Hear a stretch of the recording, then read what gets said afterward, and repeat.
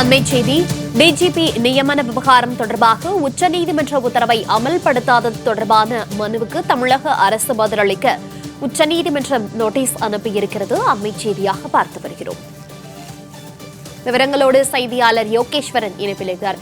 யோகேஸ்வரன், வணக்கம். டிஜிபி நியமன விவகாரம் தொடர்பாக தமிழக அரசுக்கு உச்சநீதிமன்றம் நோட்டீஸ் வழங்கியிருக்கிறது. இந்த வழக்கு தொடர்பான முழு விவரங்கள்.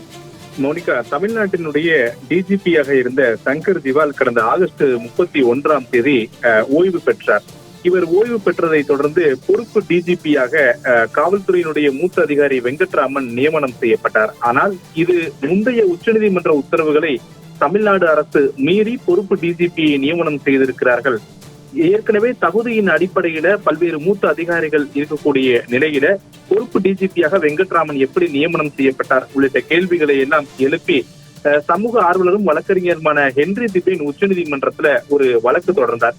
இந்த வழக்கை விசாரிக்கக்கூடிய உச்சநீதிமன்றம் இந்த டிஜிபி நியமனங்களை செய்யக்கூடிய யூபிஎஸ்சி தமிழ்நாட்டிற்கு விரைந்து அதற்கான அந்த பட்டியல்களை வழங்கப்பட வேண்டும்.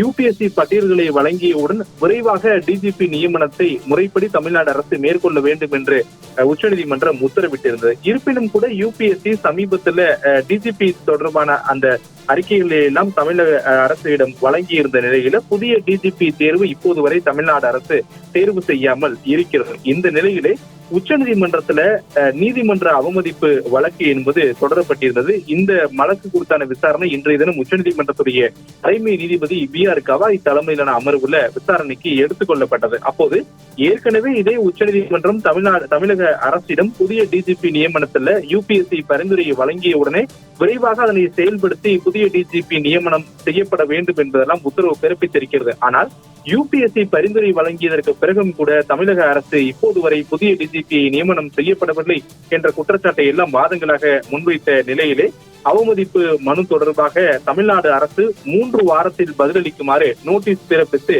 உச்சநீதிமன்றத்துடைய தலைமை நீதிபதி வழக்கு என்பதை ஒத்திவைத்திருக்கிறார். தமிழக டிஜிபி விவகாரத்துல திமுக அரசு தன்னிச்சையாக செயல்படுகிறது. அவர்களுக்கு வேண்டிய நபர்களை பதவியில் வைக்கலாம் என்ற அவர்கள் எண்ணம் என்ன இருக்கிறது என்பது தொடர்பாக எல்லாம் தமிழக அரசு எல்லாம் பரபரப்பான இந்த பேச்சுக்கள் எல்லாம் இருக்கக்கூடிய நிலையிலே உச்சநீதிமன்றத்துடைய தீர்ப்பை தமிழ்நாடு அரசு மதிக்கவில்லை. யூபிஎஸ்சி உரிய பரிந்துரையை வழங்கியதற்கு பிறகும் கூட இப்போது வரை டிஜிபி